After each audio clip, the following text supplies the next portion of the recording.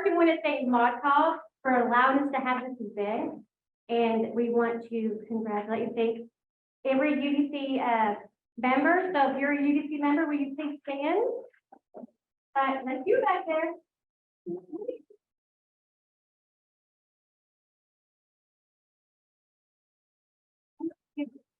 They all make this, make it happen. So it is an honor to have Rory Steyn here. I mean, he's been in Texas and he accepted Longview to speak to you. Like, that is incredible. So the fact that you were here just shows the support and the gratitude for him. So thank you, Rory Steyn. Thank you.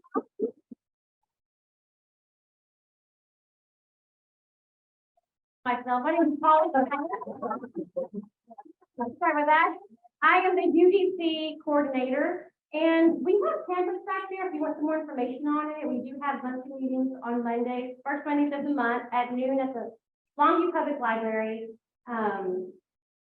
Everybody's welcome. So we, that's who hosted this event. We're also part of Partners in Prevention. So how we got introduced, how we got Rory, we would also like to say thank you to Mr. Terry Reed.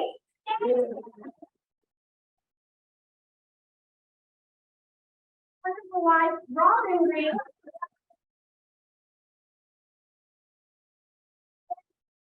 Terry to introduce himself on how him and Rory connected. Okay, thank y'all so much. Well, good evening. Good evening. Thank you so much for being here. I can't tell you how excited I am to once again be part of Unity and Diversity. This is an organization that's very close, near and dear to my heart.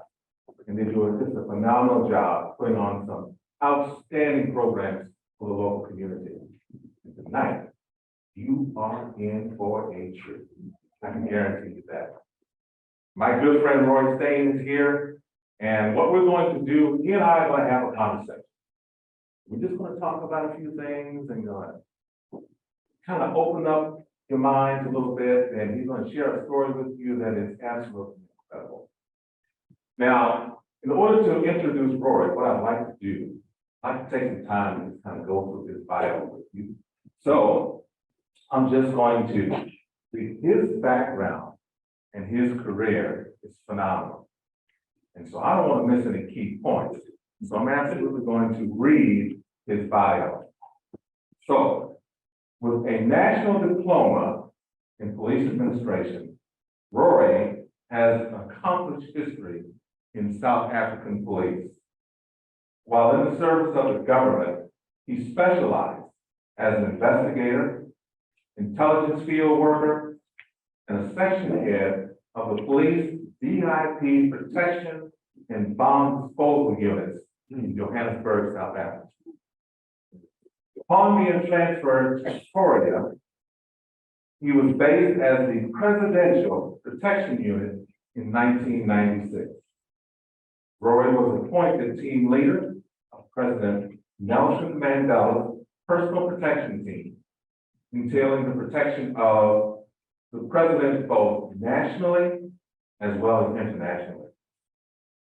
He retired from the South African Police in June of 1999 with the rank of Lieutenant Colonel and set up his own security consultancy with his partner, Bob Nichols, NSA, which is Nichols and Steyn Association.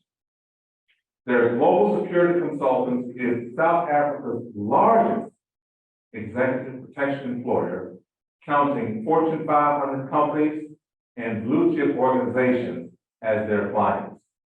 They've also had clients such as King Charles III, Adam Sandler, Will Smith, and also his organization was my personal and professional protection team while I was in South Africa, working as the CEO and managing director of McDonald's Corporation for 7 years. So our history goes way back. Roy also served on the security doctorate of the ICC Cricket World Cup, hosted by South Africa in 2003 and again in 2007. in the West Indies, he also worked there as well. He went on to chair the security doctors of the inaugural ICC 2020 World Cup and the ICC Champions Trophy tournaments hosted by South Africa in 2007 and 2009, respectively.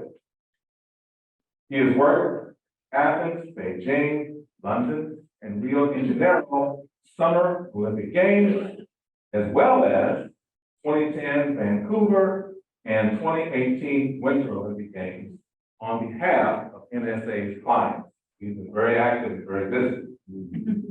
NSA Global Security Consultants also worked with the 8 editions of the highly successful Indian Premier League, the T20 cricket tournament. Now, cricket is like our American baseball, as well as working with the Indian Super League soccer tournament.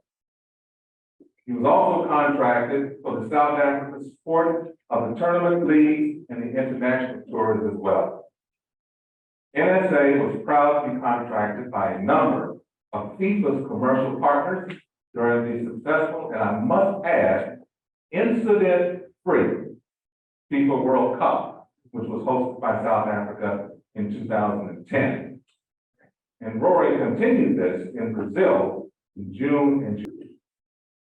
He is a respected and sought-after conference speaker and is often interviewed on South African media regarding private security and policing matters.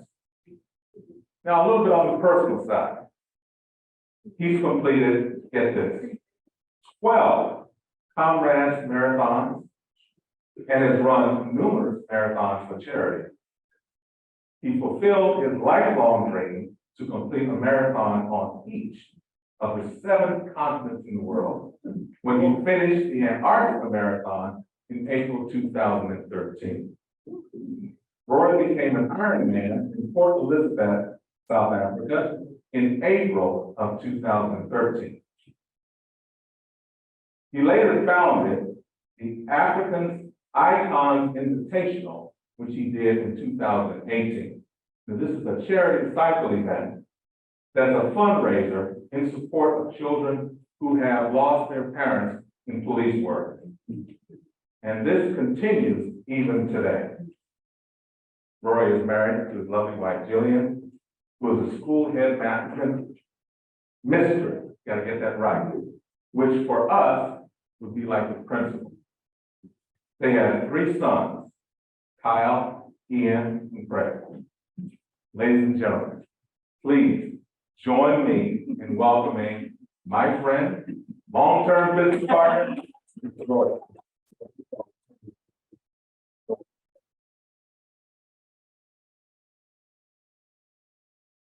Terry, I'm so sorry that you had to read that.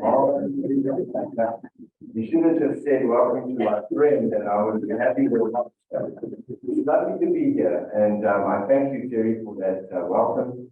And as I've said to a number of you already this evening, thank you to the city of Longview for the really warm welcome that I've received. I've been made to feel so at home in your city.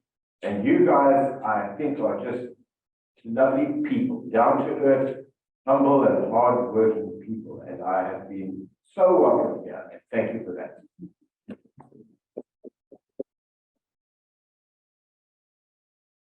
Now, Rory, I'm really excited about our conversation here this evening. Me too. Got a lot of things that we could talk about, Yes, sir. but what I'd really like to be able to do is really get into your story and your background of the work that you did when you worked for our former president, Nelson Mandela. Now, from what I know, this was during a time when South Africa was coming through apartheid, or apartheid, correct? Apartheid. Yeah, Apartheid. yes. And this was during a time when the South African leadership and local government officials and people like that saw President Nelson Mandela as a terrorist, as a matter of fact. And a lot of that had to do with his thoughts and his beliefs around reconciliation and wanting to bring South Africa together as one nation. And also, they had some issues with him because he was Black. Yeah. Correct? And you were part of that. So you grew up in that, and you also had some feelings around it. Is that true? That is true, Terry. Yeah. And the way you were, the way you were leading up to that is interesting because for us as white South Africans, Nelson Mandela only really became known as a reconciler once he was elected as our president and he embarked upon this single-minded agenda of building one South Africa for all the people. And I cannot sit here in Longview, Texas, 2022 and lie to you all and say that I immediately bought into that because I did not. And I too, to my shame, I guess, considered him to be a terrorist because of what he believed in. And it wasn't until I met the man and came to serve him in a very personal capacity, because as the head of one of his protection details, I spoke to him closer even than you and I are sitting tonight, because when we got through our day's work and I got into this program together with my team, while they were checking the weapons back in and rearranging the motor cars outside his house, I would go into his home with him, from my pocket pull the program and brief him on what we were going to do tomorrow. Now, you were his personal bodyguard, right? Yes. And you did this for, what, 5 years? Yes. Yeah. That's a long time to be with a man. It is. So you got to know him quite well. I got to know him very well. And what I learned from my black colleagues was that within African culture, folks, African people will never do what we Westerners are sometimes want to do. And that is that we put our old folks into an old age home or into a retirement facility and we visit them a couple of times a year.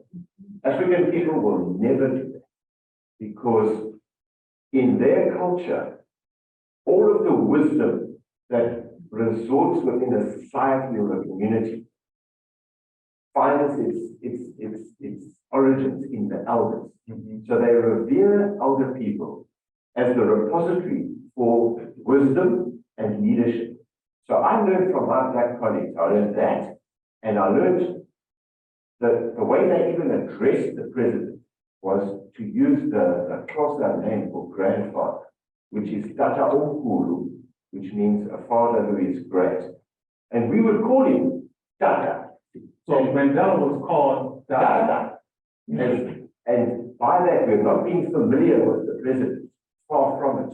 What we are doing when you call him grandfather, you are acknowledging this status in society as the one who is wise and who is a leader of his people. So it's certainly not familiar and it's perfectly natural. So if Nelson Mandela walked into this room tonight and ordinary black South Africans who had never met him stretched out a hand to greet him, they would automatically say, "Good evening, Tata." Automatically. And we learned that from our black colleagues, and we called him that. And today, as I sit here reflecting on that nearly 30 years later, it's a source of great pride to me that we had that kind of a relationship with him. Especially if he got upset with us, he would say, "Yo, I am your grandfather." So that sounds like that's very, what he was saying was, don't tell me that I can't go there. You know, protect me, not to tell me what to do. I'm your grandfather. So now, I know that you and I have talked about this before, and that even though you were assigned to protect Mr. Mandela, it was difficult for you because you didn't necessarily agree with what he stood for. I did not. Yeah. So going through that and knowing what your role was, what your job was, tell us a little bit about how you were able to process that in your mind. It's a great question, Terry, and thank you for asking that. So the best way that I can describe it is to tell everybody that at the time that the last white state president of South Africa made this historic announcement at the opening of Parliament, which was in February of 1990. Now, Parliament is like your Congress. Okay. Yeah. So our Parliament, we've got this crazy system of government in South Africa where you guys as Americans have all of your, certainly your federal government sits in Washington, D.C. Congress is there, the Senate is there, the House, and the President lives there. In South Africa, we have three capitals. So we have Pretoria, which is the executive capital, and probably the main capital. It would be like Washington, D.C. And then we've got the parliamentary or the judicial capital, which is way down in Cape Town, the south of the country, where Parliament is. And then in the middle of the country, we have the judicial capital, which is where the Supreme Court of Appeal sits, in a city that you would know as Bloemfontein. Okay. The Fountain of Flowers, it's called. So we have these three capitals. And when Mr. de Klerk made this historic announcement, and Terry, the word is that he didn't even tell his closest confidants in the cabinet that he was going to take this step. Now, Mr. de Klerk was the president prior to Mandela. Mandela. Yes. I see. And he, as I say, he was the last white state president, because again, just to set the scene, only white South Africans of the age of 18 and above could vote prior to 94, which was a completely ridiculous scenario. So you had a minority ruling or governing the country, and the minority was like 14%, 1-4, not 14%, 14%. So, yeah, so black South Africans they didn't have a vote at all. And Mr. de Klerk stands up at the opening of Parliament and announces to the world that he's going to release Mr. Mandela unconditionally. He's going to unban all of the banned organizations. So what apartheid did very effectively was that any opposition to that status quo of this minority government, based on this iniquitous set of laws called apartheid, this was based on laws. Right. Any opposition was shut down. They just banned the organizations. That means that any person seeking to further the aims of that organization, which was a banned one, committed a criminal offense, and you could go to prison. Interesting. Now, before we move on, tell us a little bit about apartheid and what does that mean? Because it's very similar to the civil rights movement that we went through, but it's an interesting story behind the word apartheid. Yes, sir. So, again, a great question. So folks, the word apartheid, the last four letters of the word, the H-E-I-D, is a suffix like ness in English.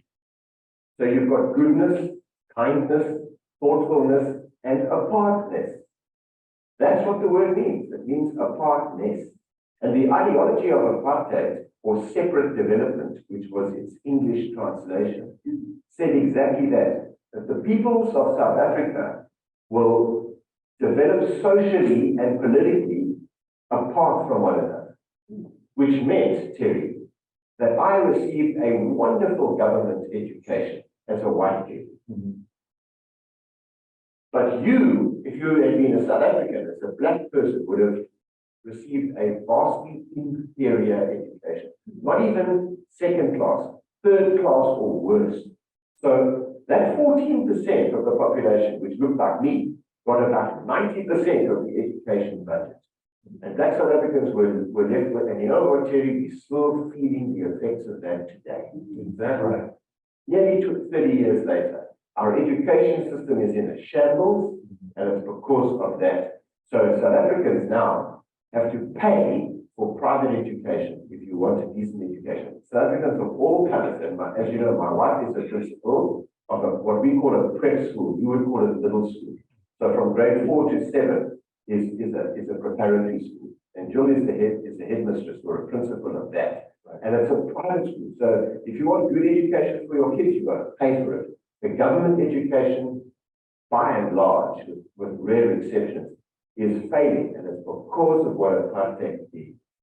Wow. Because it was a set of laws, as I said. So this ideology, which is we're going to develop everybody separately, was founded on laws. And as you correctly said, it's very similar to your civil rights movement, because both of them happened. That struggle for freedom and the emancipation of the African people happened at about the same time. But you guys did not legislate and make it a criminal offense for a black person to marry a white person. There was an act called the Immorality Act that made that criminal. There was an act called the Job Reservations Act, Terry, that said that only that a black person working in a furniture factory, for example, that's just a random example, a furniture factory, the black person could take the raw timber and feed it into this side of the machine. When it came out of that side of the machine as a chair leg, only a white person could handle it. And that is what, How pathetic is that? yeah, and that's what Mr. Mandela was trying to change. He was trying to rectify all of that when he first came out. Now, even though that was Mr. Mandela's primary objective, that's really what he wanted to do. Yes. You, as a white South African, didn't necessarily buy into the notion that he was real, that he meant what he said, that this is really what he wanted to do. Is that right? That is right. So just a little bit of history of my country. I was born in 1963, Terry, and apartheid came into existence just after the Second World War. 1948, almost like, if I can liken it, it's almost like, and I'm not a politician, and I don't presume to understand American politics, but it was kind of like what happened when Donald Trump became president, in that the National Party were very clever in the way they worked the voting system, because they were never expected to win that election in 48, because Winston Churchill's greatest ally during the Second World War was a wonderful South African, the man who I consider to be the second greatest South African who ever lived, Mandela being the greatest by a long shot. But Field Marshal Jan Smuts, who was, as I say, Churchill's closest ally, a brilliant thinker, his party, the South African Party, was meant to win that election. And through some clever electioneering, the National Party won it by, as I say, essentially grabbing the rural vote. And they won by a short head, and they established this system called apartheid. So 48, it's established, Terry. I'm born in 63, so it's had 15 years to establish itself. And it's not up and running, it's up and flying by the time I'm born. And I'm born into this system. And I grow up thinking that that's normal, because I have all the privilege. And we have these wonderful African women. I mean, you and Robin would understand this, because you spent 7 years in my country. We have these wonderful African women, folks, that work in our homes. Many of them are at best, they finished high school. Some of them are only semi-literate. In many cases, that's the only work that they can get. And they work in our homes as our maids, as our nannies, as they clean our homes, they raise our kids, and they're just wonderful. And they live on our property.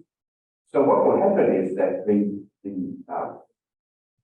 parents of children, kind of like the economically active generation, go out to seek work, and their children are raised by their parents. So you get grannies and grandpas raising their grandkids up until school-going age. So our domestic worker will work in my home, and their little boy will grow up on my property. And that little boy will play with my children. And in my case, in 1963, when I was born, when I went to grade 1 in 69, or whatever it was, I went to that school, and the little black kid went to that school.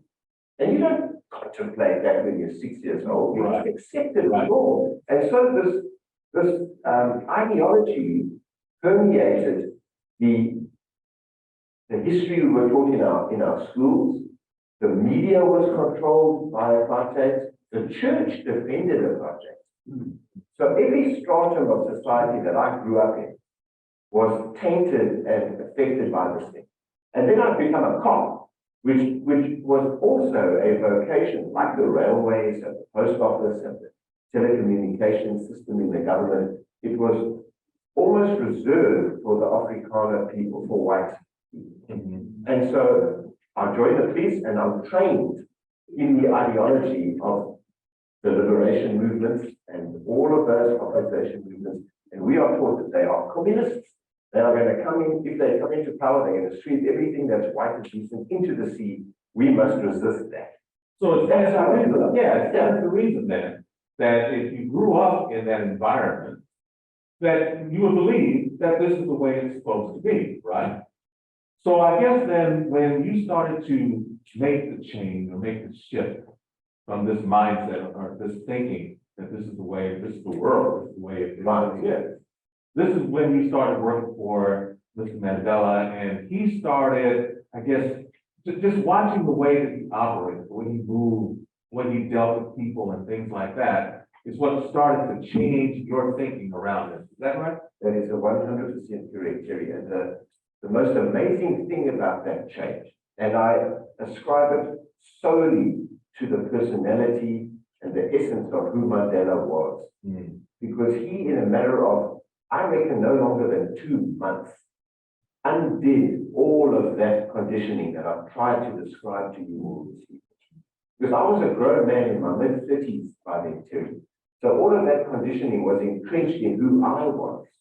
And yet, when I came to serve this man, and it was nothing to do with hand-picked or carefully selected or any of those cliches, I was merely in the right place at the right time. Because, and I digress, I apologize, but I was made the commander of a new unit called the VIP Protection Unit in the Johannesburg Police at the time that de Klerk made that announcement. Because when he announced that in Parliament, and when he signed those iniquitous apartheid laws out of law, then the branch of the police that I worked for, the special branch, had no work. Because the illegal organizations and the bad persons that we concentrated on were now legal. So they said, what are we going to do with this young Lieutenant Steyn? You go and start a VIP protection unit. Because the cabinet ministers were now all of a sudden flavor of the month. You know, Terry, the diplomatic community and the business community wanted nothing to do with the government of the day. Really? Prior to that announcement. Because there were international sanctions against South Africa introduced by the United Nations, just like they've done to Russia now. We weren't allowed to trade, and the business community wanted access to those markets. The diplomatic community, so the US ambassador in Pretoria, wanted to understand from this government what is the direction that you're going to take this in now that you've made this announcement. So those cabinet ministers were moving all over the country now, and they needed security, and I was told to start to protect them.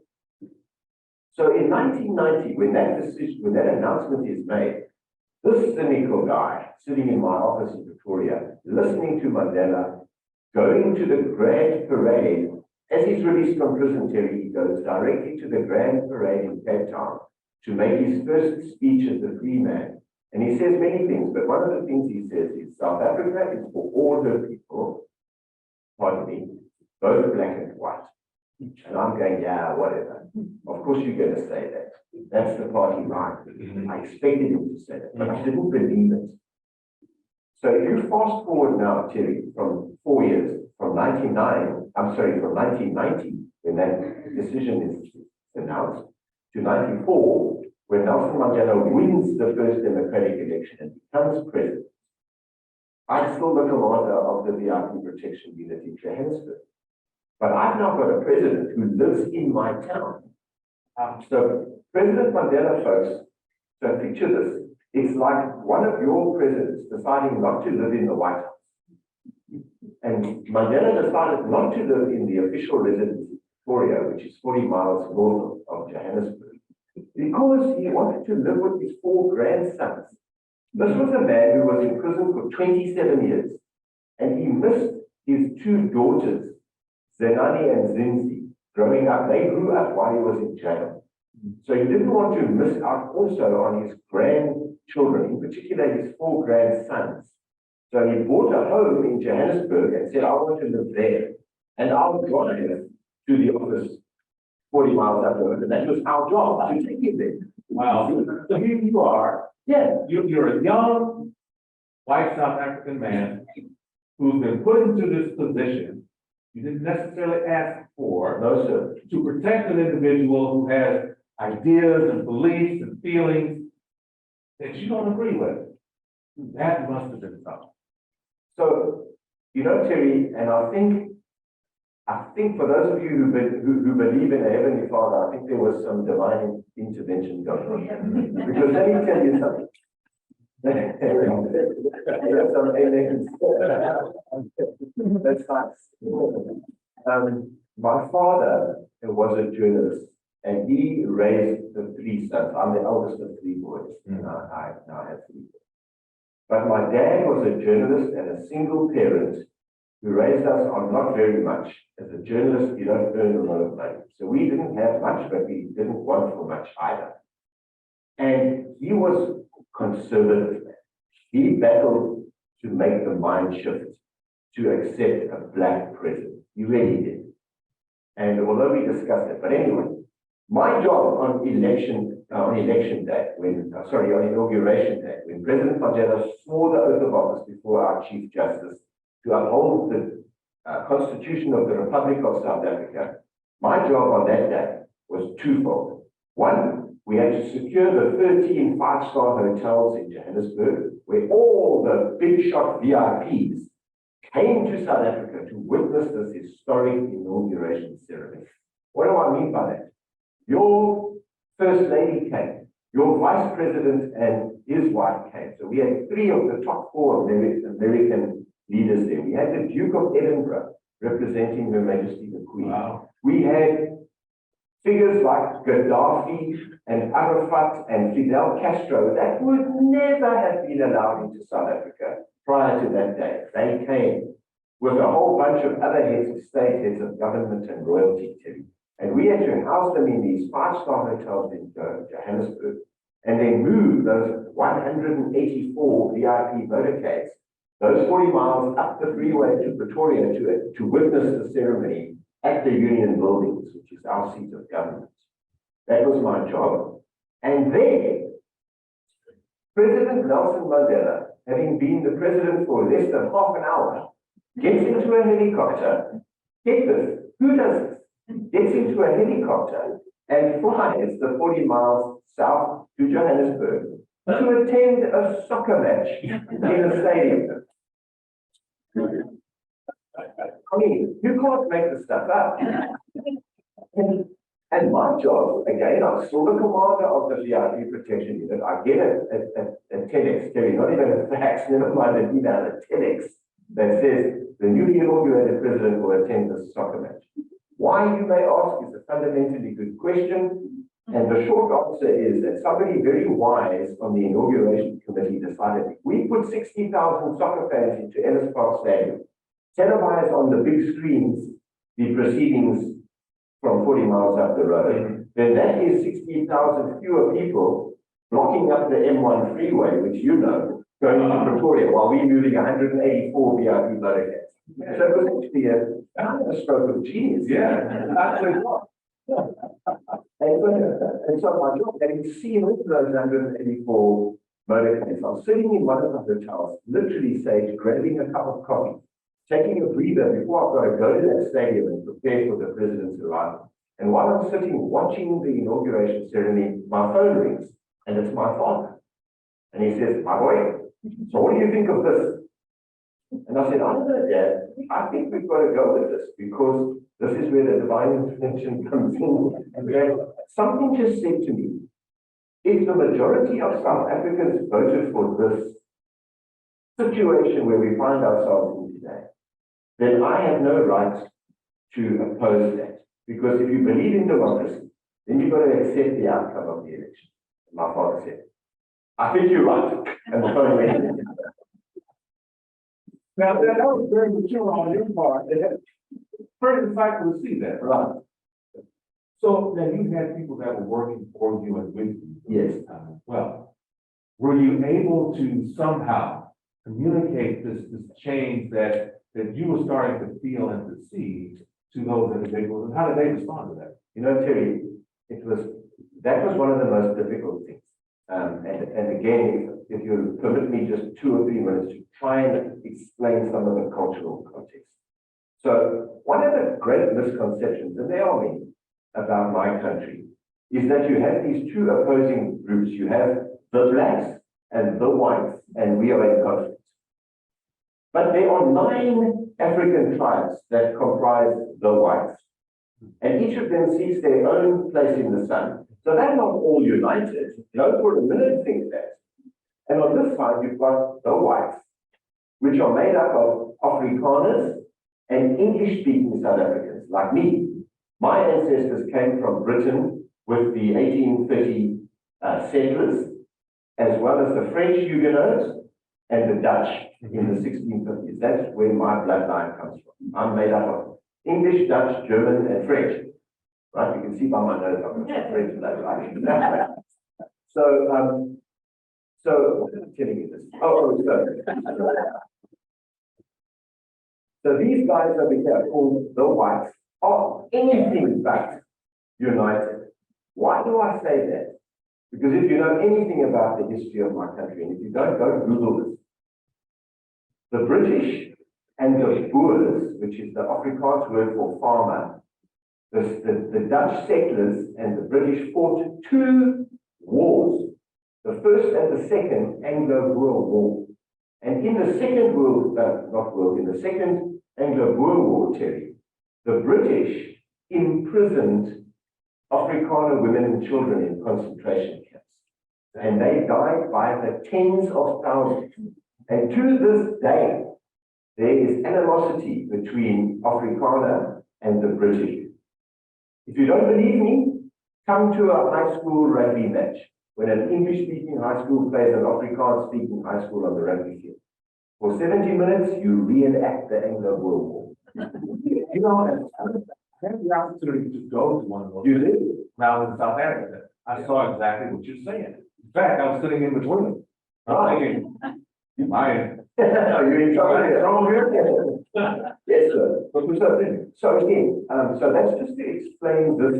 So my father, being a more mature than I am as a journalist, when I leave the 12th grade in high school and decide I'm going to become a police officer, that was because I didn't have the marks to earn a scholarship, probably because I messed around a bit too much at high school, and he didn't have the money to send me and my brothers to university.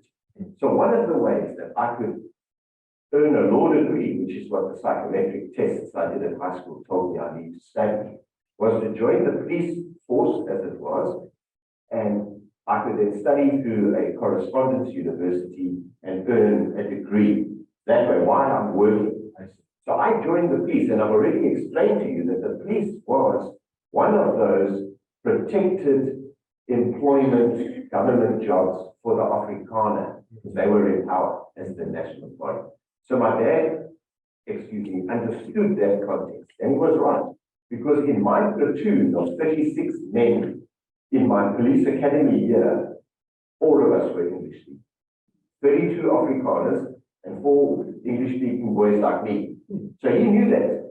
And he tried to set the scene. So I was always, even within white cops, I was looked at a little bit with suspicion. One, because I was English-speaking, and secondly, because I came from Johannesburg. You know, the big, bad, evil city of Johannesburg. Now, I get thrown together with President Mandela's bodyguards that protected him between his releasing in 1990 and becoming president in 94. They were all black guys from the liberation movement of the African National Congress. And there's no way that those guys are going to surrender their president to us, white cops. Why should they do that? I wouldn't have done that. But now we've got to be thrown together and told to protect the most famous man in the world at the time. Who supposedly is a terrorist. Who's supposedly, I and my Afrikaner colleagues certainly, who are probably more right-wing than my thinking was, even, Right. we thought exactly that. And yet, through what I can only perceive as divine intervention, we got the fact that, listen, we are cops. We are part of an infrastructure and a hierarchy, and you do what you are ordered to do. So if we are told, join that unit, find a way with these guys who you consider to be terrorists to protect this man, and that's what you do. And Terry, we had to figure it out. So if I may just come back to that day, which was the 10th of May, 1994, when Mandela becomes our president. So now, having seen all those motorcades, having had the phone call with my dad, I get up from that cup of coffee and I go to Ellis Park Stadium. And I do what we do. We secure the president's suite.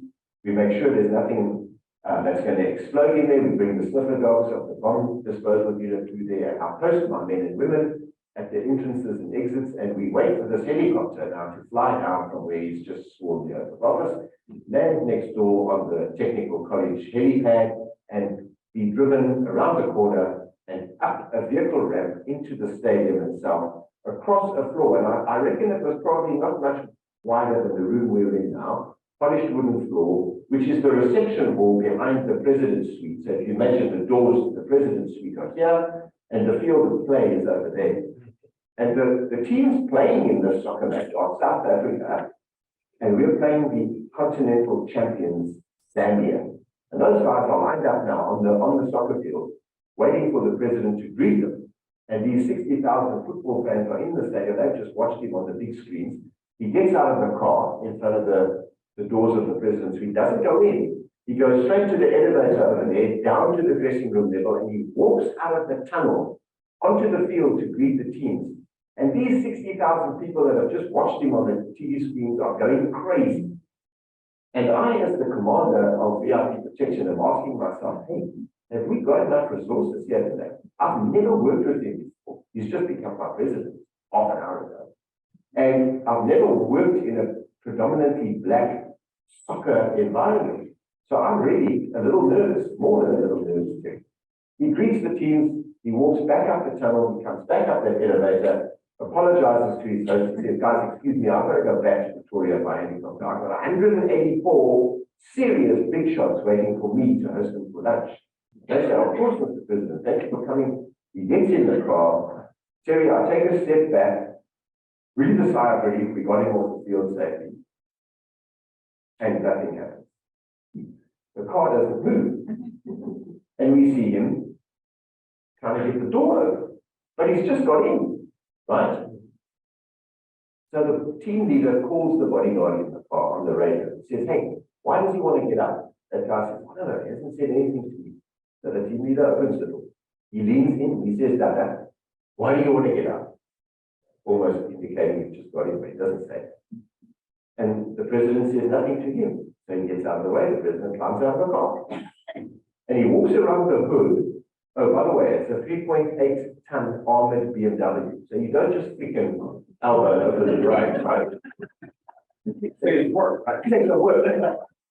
So he walks around the hood of this BMW and he starts heading to that vehicle ramp where he should be driving out to go to the helipad. And the only person standing at the back of this room is an old school apartheid era police colonel. And he's got his stars and castles here and some scrambled eggs on his cap. And his eyes are getting bigger and bigger and bigger because the president is walking directly towards him and he's got no idea why. And there's about 10 or 12 of us, all cops and security guys, and we're just tagging along in the president's way because we don't know either what he's doing. And the president stops in front of this colonel and puts out his hand. And he says to him, Colonel, I just want you to know that today you have become our police. He said, I'm now the president of this country. But I want you to know that from today forward, there's no more you and us. You are our police too. That had to have been a magic moment, I would imagine, for this film. Terry, that was where the change, the fundamental change of my thinking and the way that I viewed history and race of my own country. That's where it started. Because if you'd smacked me on the nose, Terry, I would have been less surprised than what I heard him say to my colleague, that colonel. My rank was only one lower. As you read, I was a lieutenant colonel in the South Africa. I did not believe what he said 4 years ago when he made that speech. And now I hear him in a far less public environment. A handful of us hear this conversation. What he is indirectly saying is that those 184 big shots in Pretoria can just wait 2 or 3 minutes because that colonel needs to hear this from me today. So he didn't only talk the talk, he walked. He walked the walk, Terry. And I hope you're getting what the symbolism, apart from the VIPs that can wait, is that that colonel represented this system of apartheid that pursued him, arrested him, tried him, convicted him, and imprisoned him. And on the very day that he's just realized his freedom and that of his people, when he's got all the power now, he's the president, he extends not the fist of retribution against that system that colonel represents. He comes with the hand of forgiveness and reconciliation. You know, that speaks to the fact that if one man can change, everybody can change. Would you agree with that? So strongly, Terry. I mean, I am living proof. I'm sitting before you today, folks, testifying to the fact that you can undo a whole lot of social injustice, conditioning, training, whatever you want to call it, in your mind. And I'm not a politician, I'll say it again. But if you ask me, what was the single point of the Mandela presidency? He served our terms of office of 5 years, yours of 4. The single agenda of President Mandela was to build one South Africa and unite black and white South Africa. And I bought into that, starting that day. Because I started that day to question, I asked myself almost audibly, Rory, have you not been wrong believing that stuff that formed your life and existence as a South African man up to this point? Because it was the last thing I expected to hear. And yet he says this. It was so powerful to me, Terry. You know, think of any cliche that took the wind out of my sails and knocked my feet from under me, all of that. And because of the privileged position that I had as head of VIP protection with a president who lived in my hometown, I went and did what I did at that rugby stadium almost 70% of my working day from then on. Because he would get up in the morning and he would go to a meeting at a hotel in Johannesburg, attend a diplomatic briefing perhaps.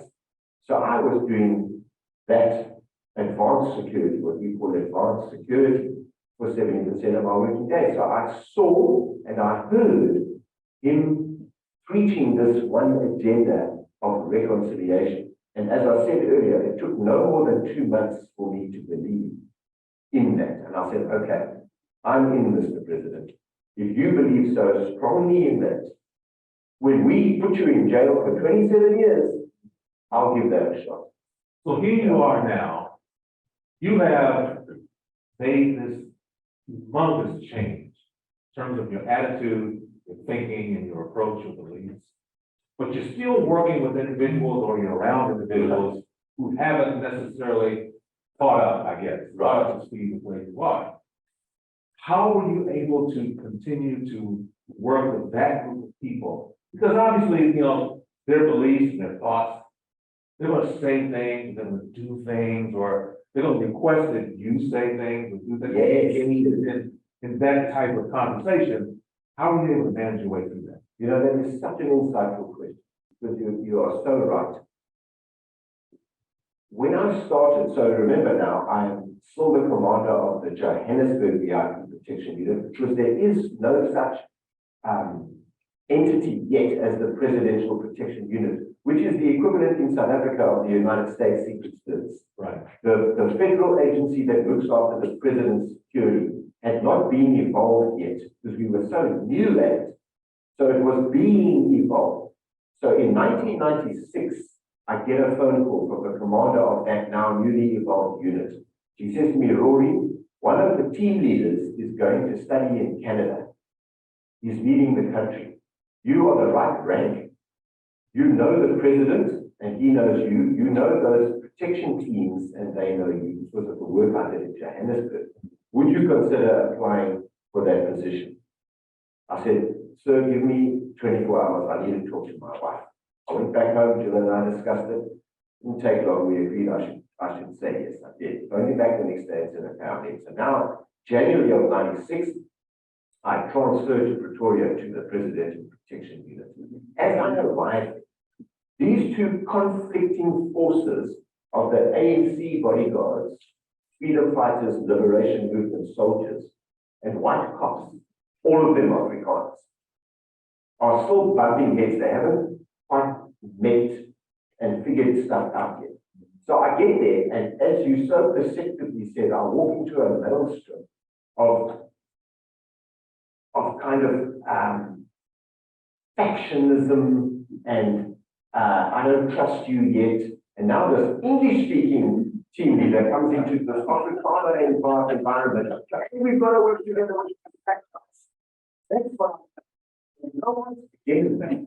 Probably thank the Lord above. I said to myself, there's only one way you would get this as a leader, because I was privileged. I didn't know a hang of a lot about the way you led the McDonald's Corporation, but I know that you were a fair man. And something said to me, Rory, there's only one way to lead in such a volatile environment, and that is on the principle of fairness. Irrespective of which faction, we're not even united, and we're in conflict with these guys. The only way you can have any credibility as a team leader is to be utterly fair, and you judge an issue on its merits, and you go with that decision. Let me give you an example. Early on in my days now as the team leader of the President's Protection, there was a state banquet at the government guest house in Victoria. So if we receive another head of state, we put him up in a guest house, right next door to the official residence in Victoria. And the first evening that the visiting head of state is there, there's a state banquet, black tie affair, very formal, national anthems are played, and then the visiting president is always invited to make a speech. So part of our presidential protection unit were called the planning division. And they were the ones that planned the security of that venue. So they would go there hours in advance. They would bring this with the dogs flu now, and they would check the venue was sterile and all set up and all exits and entrances are covered. And then we will bring the president. So that's what happens. My team is working. We arrive with the president, and I'm sitting down at one of the tables at the back of the hall at the state banquet when the speaker in my ear goes, Rory, can you come outside? We've got an issue. And it's two of my team, my mobile team, that are calling me.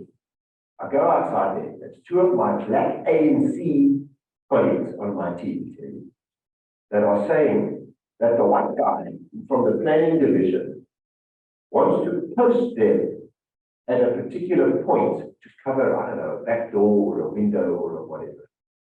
And so I listen to the merits of this, and they say, no, man, you can't post us there. We're going to leave with the president. We're part of his mobile detail. So I listen to their arguments, and I listen to his arguments, and I can see these two black guys looking at me, almost expecting me to side with this guy. And I just listened to the merits of the debate and very quickly realized they're right. You can't take the guys that have arrived on the president's motorcade and now post them to a static position that you should have planned to have covered before we arrive and after we leave. Because when we leave, we might be first, and then the visiting president is still there. All the cabinet ministers are still there. They still need to be secured. And we're going to pull that guy off that post and get into the car with my president and leave back to Johannesburg. And it was almost like I knew that this is a test. And I see these guys both sides looking at me, thinking, which way is Steyn going to go here? And I had to go with what was correct. And that was the day that I won the credibility of those black freedom fighters that were my former enemies. Do you know, Terry, as I sit here tonight in Longview, Texas, one of those two guys is now the team leader of our current president's protection. Really? And it's a source of tremendous pride to me that a young man coming from that background, very underprivileged and denied all of the opportunities that I had, served under me and my command, and has risen to lead President Ramaphosa's protection detail today. I'm proud of that. That's amazing. That's amazing. You know, what's so interesting about that is some of the conversations that we've been having with the Unity and Diversity group. We've talked a lot about how young people, even though sometimes they will get an attitude with us and they say they won't listen to us or anything like that, they are paying attention to how we act, what we do, what we say, how we talk. All of that is very important. So in the whole world of reconciliation and trying to have one nation, it's so important that we're setting the right example for ourselves, correct? Right. Yeah. And you know, because you have a son, TR, and I've got 3 boys, and I see it. So my boys are all, we call them born frees. Anybody who was born in South Africa after 94 is considered you born free, born into freedom. And it struck me when I went to see that movie, and I'm sure you've seen, Terry. There's a great movie that if you want to understand a little bit about what I'm telling you tonight, go and watch a movie called Invictus. Has anybody seen it? David's nodding his head. And so is Baba. Clint Eastwood produced and directed that movie, and it's about one day in the beginning of the 5 years of the Mandela presidency. It's when South Africa wins the Rugby World Cup under a white captain and beats the New Zealand All Blacks, probably the most powerful rugby nation on earth. And we beat them on a day that nothing was going to stand in the way, because Nelson Mandela put on the number 6 shirt of our captain and walked out onto that same field that I was saying about, wearing the number 6 shirt of Crosswalk, and that crowd that day was now 99.8% white rugby supporters, probably 60% Afrikaners. And he walked onto that field wearing the 6 shirt of the captain of South Africa. And those white guys started chanting his name. Terry, go and watch the movie or go find the footage. You'll hear it. They were chanting, thousand. And I'm going, what am I doing? I was pinching myself. I'm getting goosebumps now. I literally pinched myself. What am I listening to? These are people that consider him to be a terrorist, chanting his name, because rugby and that Springbok emblem is so important to the Afrikaner. And Mandela understood that. All of his political advisors said, ditch the Springbok as our national animal and the national emblem. Only rugby play with the Springbok on their chest. Our Olympians that go to the games, our cricketers that play internationally, our hockey teams, our soccer teams, you know, they play with a protea on their chest, which is our national flower, the most beautiful flower. But the rugby team play under the Springbok because Mandela told them, don't touch it. If we give a little bit and allow them to play with it, it will mean so much to the Afrikaner. How did he know that, Terry? By talking to his prison wardens. That's how he understood the mindset of the Afrikaner, was engaging with those guys on the island. And on that day, South Africa triumphs, and literally, I kid you not, the nation comes together.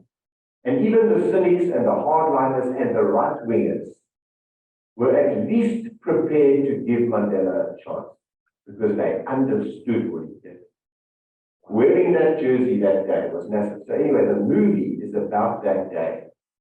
And Clint Eastwood does such a great job of telling that story to a non-rugby understanding audience. Everybody in the rugby world, Australians, New Zealanders, British, Scottish, Welsh, and South Africans, we get that. But to an American audience, it might not be as clearly understood. And Clint Eastwood does, so that's what we do.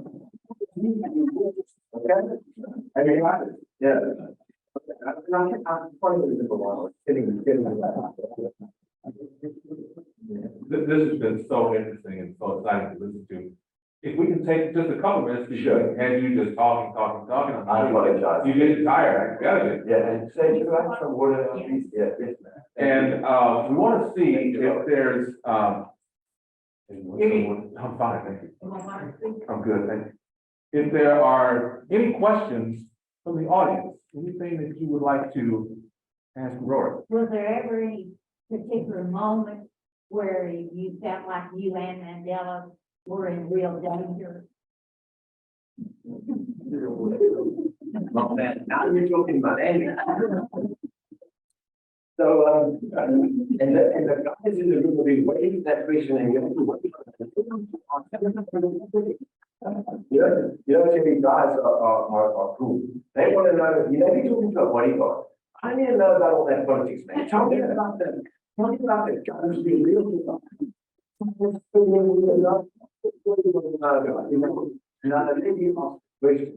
ma'am, yes, the only time in the 5 years that I served President Mandela that I ever had to evacuate him happened of all places in London.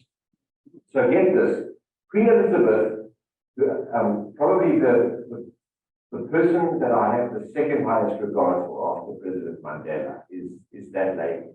I mean, whatever you think of the British, I just think she was an extraordinary woman because for 70 years she served her people, got up every day, greeted strangers, made small talk without a hint of, what's the word, scandal. You know, she was just a dignified lady. I was privileged to have been in charge of her security when she came to Johannesburg and Pretoria in 1995. So remember, I went to Mandela in 96 on the personal team. 95, I'm still the commander of the Joburg VIP unit. The Queen comes on a 5-city state visit. So when she finishes in Pretoria and Johannesburg, where I was in charge of her security, and moves to the next city, which happened to be Port Elizabeth, not named after her, but named after another Elizabeth, they called a handful of us, 12, I guess, dozen of us that played key roles, and we were presented to Her Majesty. And it's all very formal, as only the British can do. The Queen and the Duke of Edinburgh are standing in a room. Then we're all in a line outside, and as you come to the door, there's an equerry, military uniform, and he announces, Your Majesties, Major Rory Steyn, in our walk. And the Queen chit-chats with me for 2 or 3 minutes. And I had no idea what she asked me. I remember what the Duke of Edinburgh asked. And they really listened to you. They engaged with you. And I can only admire that. And at the end of it, as you walk out and the next person comes in, I was handed a gift-wrapped box. And in that box was an official leather-bound frame of a photograph of the Queen and the Duke of Edinburgh with 1995. So they take one official photo every year. So 1995 is written there, signed by both of them. And it sits like this on my coffee table in my lounge, private place.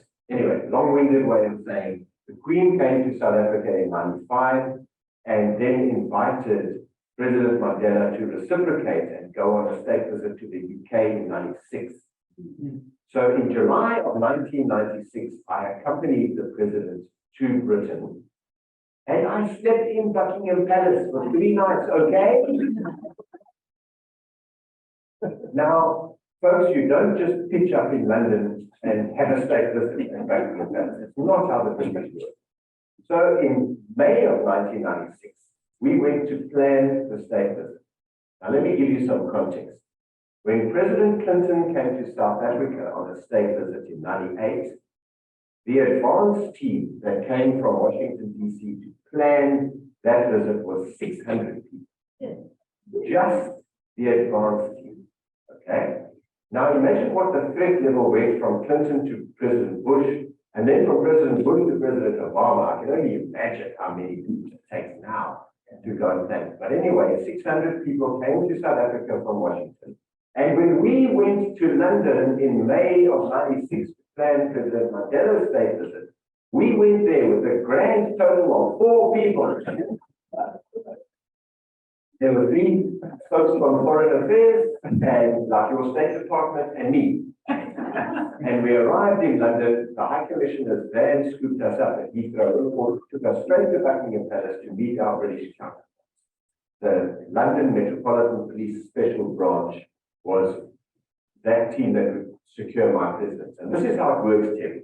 When you go to another country, if I come to America with my president, then I come there, I land in America with the understanding that you're in charge. I'm in your country, you're in charge of security, but you appreciate that we work with our presidents 24/7. So we know stuff that's going to benefit you. And when your president comes to our country, then we're in charge, but you work with him or her. So it's truly a case of one hand washing the others. The Zulu people in my country say, hands wash each other. Okay? So it's reciprocity. Treat me properly, I'll treat you properly. Fine. I land up there in in London, and I meet my colleagues from the Metropolitan Police, and we go, and President Mandela requests to go to Brixton. Now, Brixton is an ethnically mixed neighborhood in southwest London that's had more than its fair share of community police conflict. There's been all kinds of riots and problems and strife there. And only because President Mandela asked to go to Brixton, we went. And we went to plan what we were going to do there and settled on, okay, he would come to Brixton on one of the 4 days, and he would open a community center that the then Prince Charles had built. He had a charity called the Prince's Trust that built this community center for the people, and that's real easy, Terry, because you can control access to the community center. You've got to show your invitation at the door, give your name, otherwise you're not coming in. Yeah. And we allow you in, and there's all kinds of activities, and the kids are doing this and that, and everybody's oohing and eyeing, and the president's loving it. And then he cuts the ribbon and declares the community center open. Then we come out of the community center into the main street of this part of London called Brixton, where the people of Brixton that weren't invited, who, just trust me on this, any ethnically mixed community consider Mandela to be a kind of a messiah. And now he's going to walk in their hood. And they are there, man. They are there in their tens of thousands. And the bobbies that lined up long crowd barriers, 4-foot high fences on either side of the main road. The people of Brixton are there in their numbers, and they are celebrating, they are shouting and screaming as we walk out of the community center, Terry. All the hairs on the back of my head stand up. And I just knew something's going to happen in this place today. And I said to one of the palace officials, his name was Lieutenant Colonel Anthony Mather, British Army retired. He's now facilitating this. The plan is that we come out onto a landing, not much bigger than this, Terry, but a bit higher, 6 or 7 stairs down to the street level. And as we walk onto the landing, that's when the hair on my neck stands up. And all the vehicles that brought us to Brixton are on the left of that staircase. They're over here. So the president is in a beautiful Rolls Royce. You would have loved it, to the Queen's baby. It's got a black special branch Rover that I'm in that follows the Rolls Royce. Prince Charles's armored Jaguar and its black Rover are all on the left, and the 12 motorcycles, the cops on motorcycles that are escorting us, and a big luxury bus, 44-seater luxury bus that is transporting this delegation of cabinet ministers and high commissioners and business leaders that are part of the state. All those things are on the left. And the plan is that President Mandela and Prince Charles will go down the stairs and will turn around between these crowd barriers and walk 100 meters that way, so that the people of Brixton can now see this man in their hood. Mm-hmm. So I say to this Colonel, please can you ensure that that delegation and everybody else coming out behind us go to the bus and get on there and wait, and they don't follow the VIPs down the road. Because we don't have enough manpower here today to worry about anybody other than President.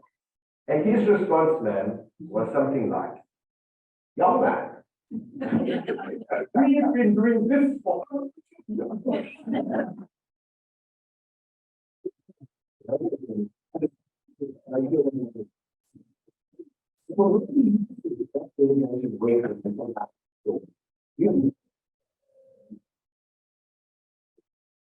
and now you're awake. Do you think they went to the bus?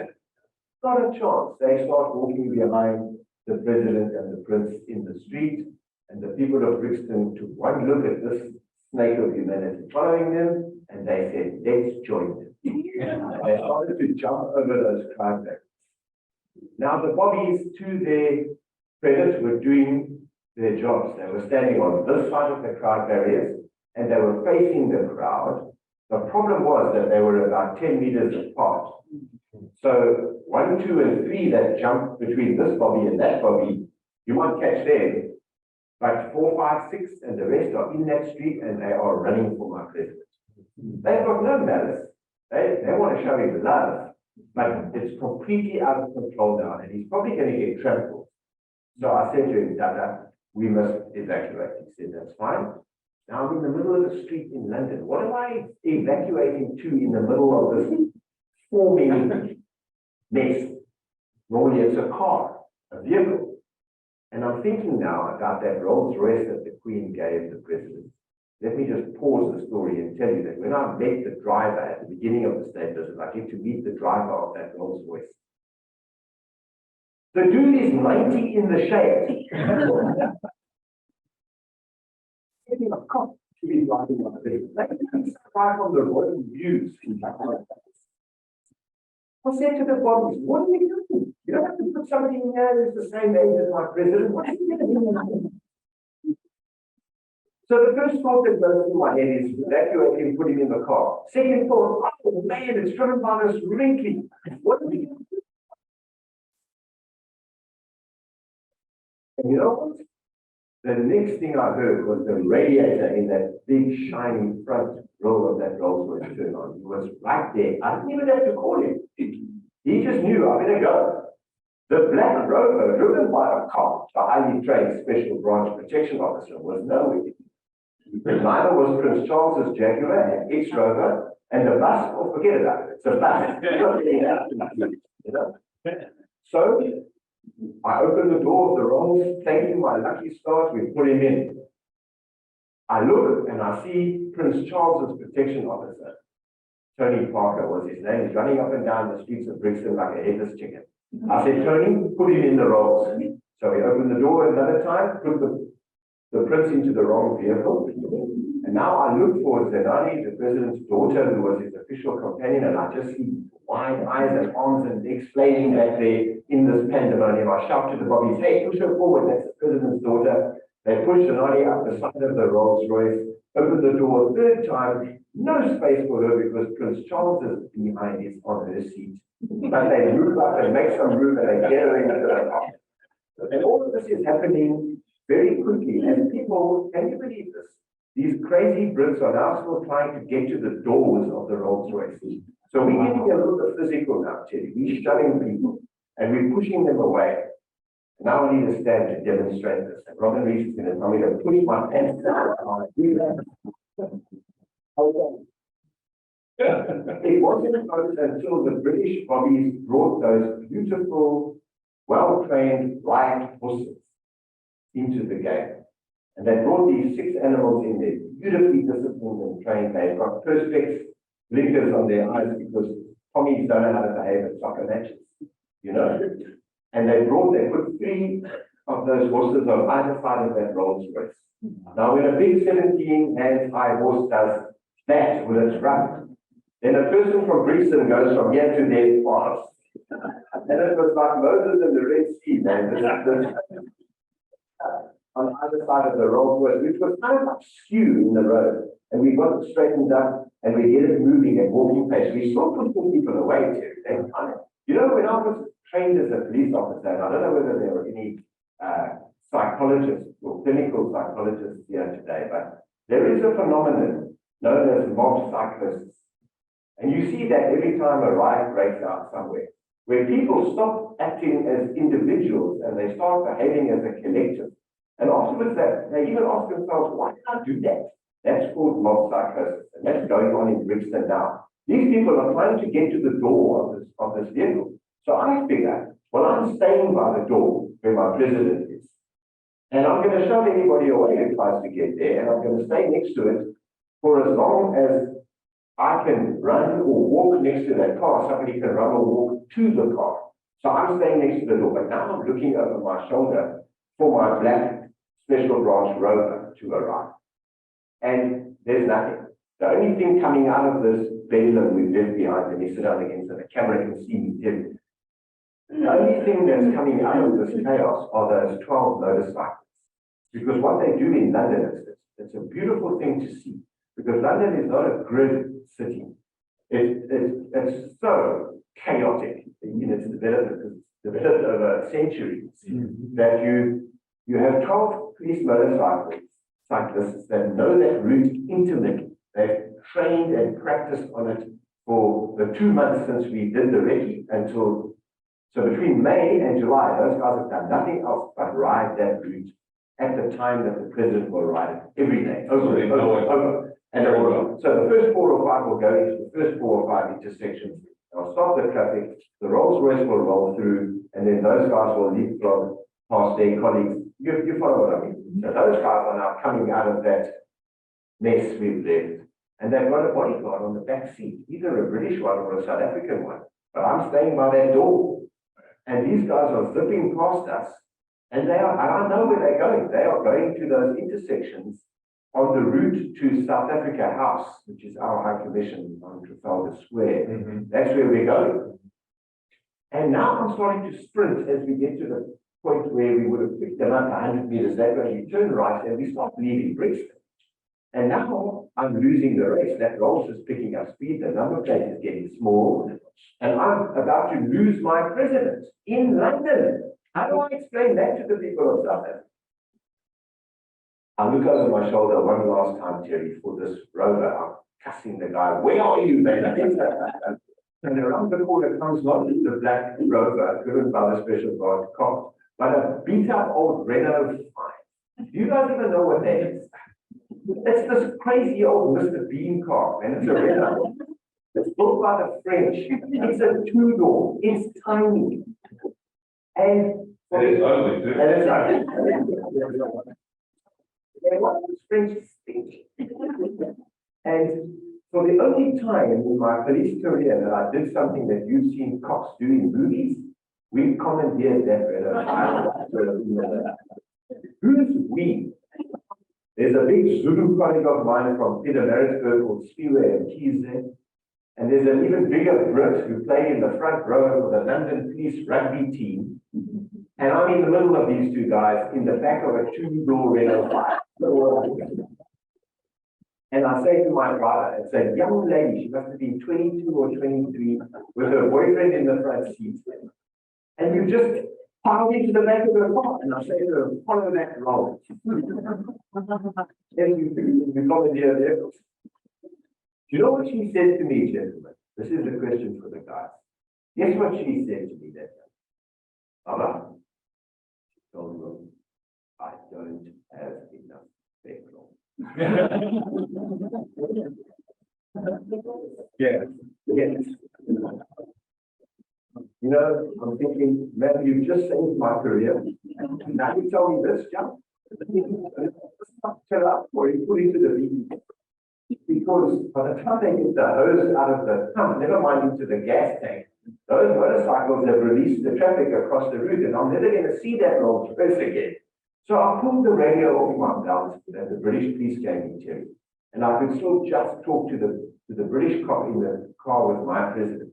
I said to him, Stan, where's the nearest police station? Because in South Africa, we would have safe houses on our route, and normally they were police stations. So before Stan answers me on the police radio, my driver tells me, she says, Kennington Police Station. I said, how far is that? She said, half a mile up the road. I said, hey, Stan, tell that driver to turn into the police station half a mile up the road, because we need to find Prince Charles's motorcade anyway. You've got the wrong guy in the wrong car, and you're on your own. There were a few close calls, and they started to release the traffic, and we wheeled through in the Renault 5. And as it turned into Kennington Police Station, half a mile up the road, she was right behind. Now, man, as I sit here today in Texas, I do not know whether I had the good manners or the common courtesy to thank her for saving my career. And I also don't know how I got out of the back seat in the middle of a 2-door Renault 5. And I ran into the police station. I said, where's the station commander? And here he came. Very upright, British. Still a couple of officers. I said to him, Superintendent, I could see by his rank, Superintendent, I'm Superintendent Steyn from South Africa. And I've got President Mandela and Prince Charles, and we're about to walk into your police station. We need to find the motorcades that we've left behind in Brixton. Please just make them some tea while we sort that out.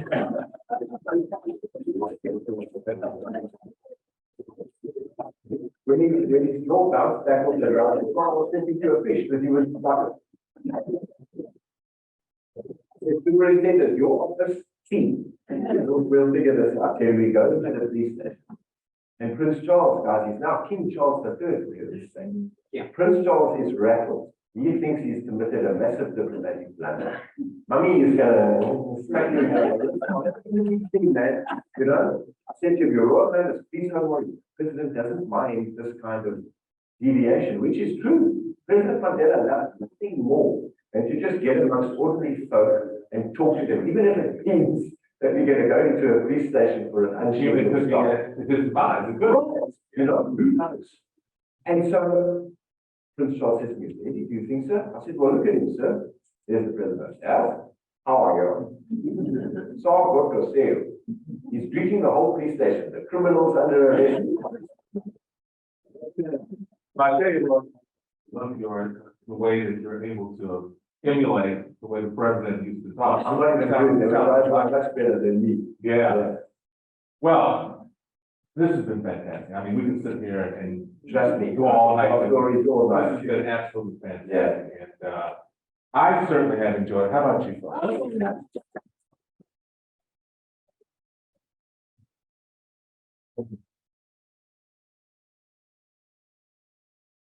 We really want to thank you for coming here. It's been a pleasure for me to be able to catch up with you. Yes, exactly. It's been a long time, man. Yeah, it's been a long time. Yeah, we gotta stop. 22 years. Yeah. Yeah. But, it's just been a pleasure having you here. Welcome to the United States. Thank you. You know, welcome To to Texas. Texas, things like- Yeah, Longview. What a great place. Thank you so much. Well, before we end the evening, just a couple of things.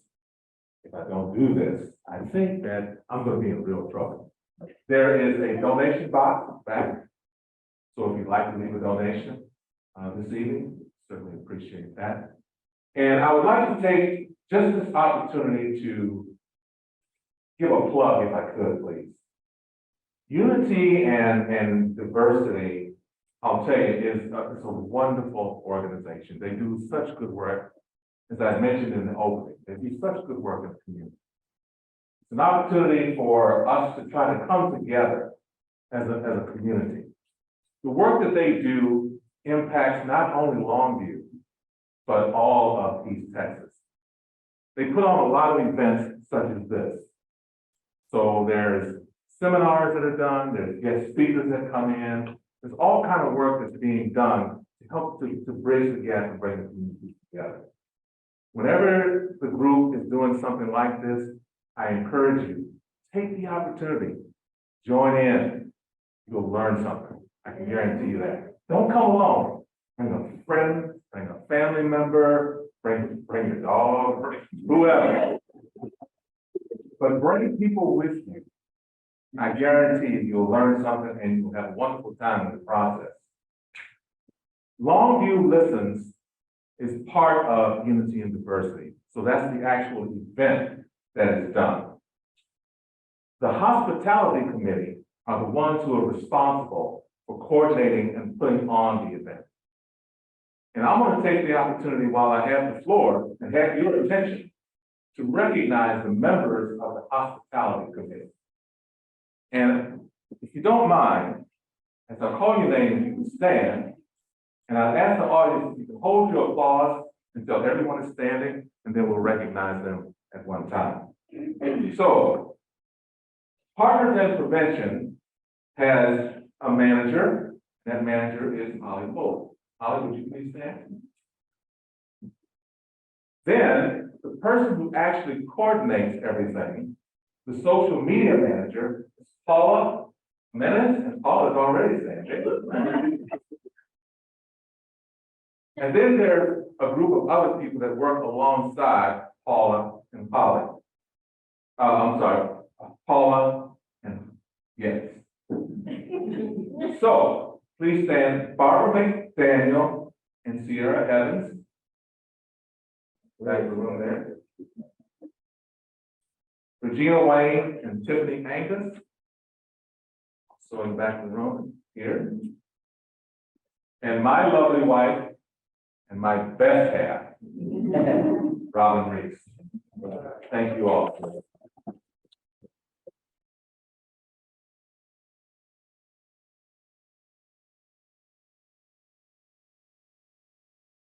It's been a wonderful event. I've had a tremendous time.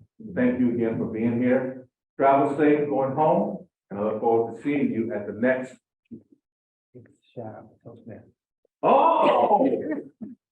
Toastmasters is here. Toastmasters is here.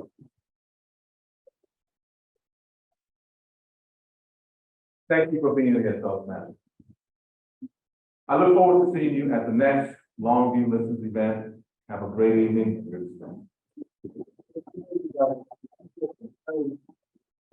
Very good people. Sorry, Terry, thank you for the wonderful way in which you affected our chat. I just want to say one thing, less than a minute. It's wonderful to see so many young people here.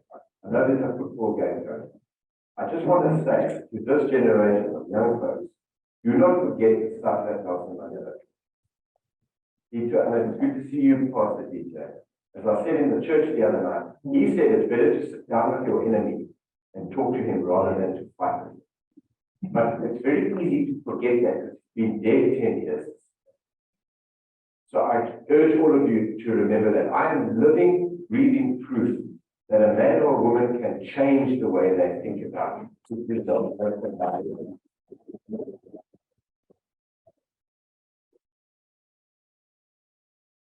And I'm here to tell you that black and white can coexist.